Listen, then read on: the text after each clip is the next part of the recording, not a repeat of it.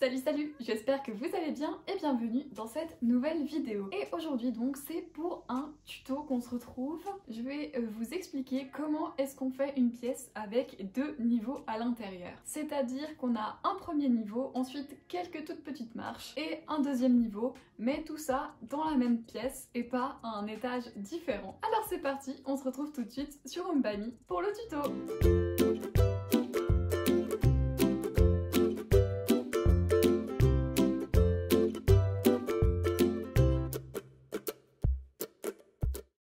Alors voilà, c'est parti. On commence notre projet comme d'habitude. Moi, je vais juste faire le plan de ma pièce.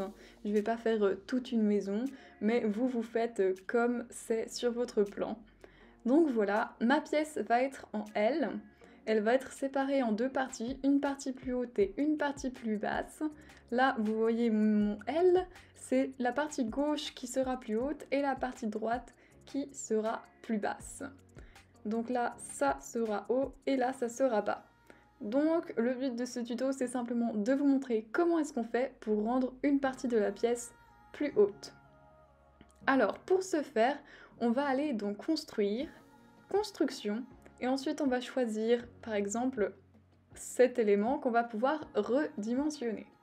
Donc je vais le redimensionner exactement de la taille de ma pièce. La hauteur de mon élément sera la hauteur de l'espace en fait entre les deux niveaux, la hauteur en fait de mon niveau plus haut par rapport à mon niveau plus bas. Et par contre là je vais prendre les mesures de ma pièce pour bien que ça rentre à l'intérieur. Donc voilà, ensuite je place mon élément correctement. Et là je vois bien qu'il y a une partie qui est plus haute que l'autre. Là je trouve par contre que c'est un peu haut. Donc je vais pouvoir baisser un peu cette hauteur, je vais mettre 50 cm, ça ira très bien. Là c'est un peu étrange vu que c'est pas du tout la même texture, donc on va simplement réutiliser la texture du niveau qui est déjà construit pour la mettre sur l'élément. Donc là j'aime pas trop ce sol, hein. C'est chacun son avis, moi je vais aller chercher un autre parquet, donc je vais prendre celui-là, et je vais encore une fois appuyer sur le petit rouleau réutilisé et je vais donc mettre mon parquet également sur la partie plus haute. Donc maintenant je vais mettre une hauteur de plafond plus haut parce que sinon ça veut dire qu'il n'y aurait eu que 2 mètres entre la partie plus haute et le plafond, donc j'ai préféré mettre 2,50 m et 3 mètres par rapport à la partie basse jusqu'au plafond. Donc voilà, maintenant je vais créer des marches pour accéder. Donc je vais simplement reprendre le même élément que je vais mettre à la moitié de la hauteur parce qu'une marche 25 cm de haut c'est très bien. Par contre si vous aviez mis la partie haute plus haut, il aurait par exemple fallu faire plus de marches. Donc là je vais la mettre la bonne taille pour que ça rentre bien dans la pièce. Et je vais changer le parquet, je vais mettre plutôt de la pierre, comme ça j'aurai des marches en pierre. Donc j'aurais pu mettre du marbre, j'aurais pu mettre du terrazzo, j'aurais pu mettre plein de choses. Moi je vais mettre une pierre un peu plus classique ici, un peu grise. Voilà, je trouve que ça donne plutôt pas mal.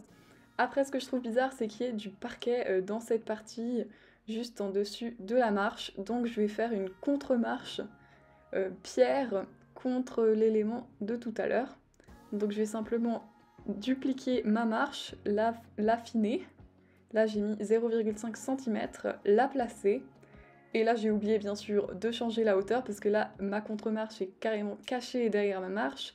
Donc c'est sûr qu'on va pas la voir. Donc je vais déplacer ma marche, rattraper ma contre-marche et la mettre bien sûr de la même hauteur que la partie plus élevée. Je perds un peu mes mots, mais bon, voilà. Donc ma contre-marche est faite, je peux replacer ma marche. Et voilà ce que ça donne.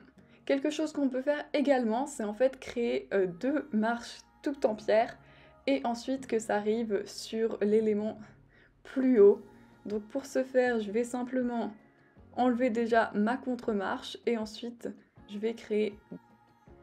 Et voilà donc ce que ça donne, c'est vraiment plutôt pas mal.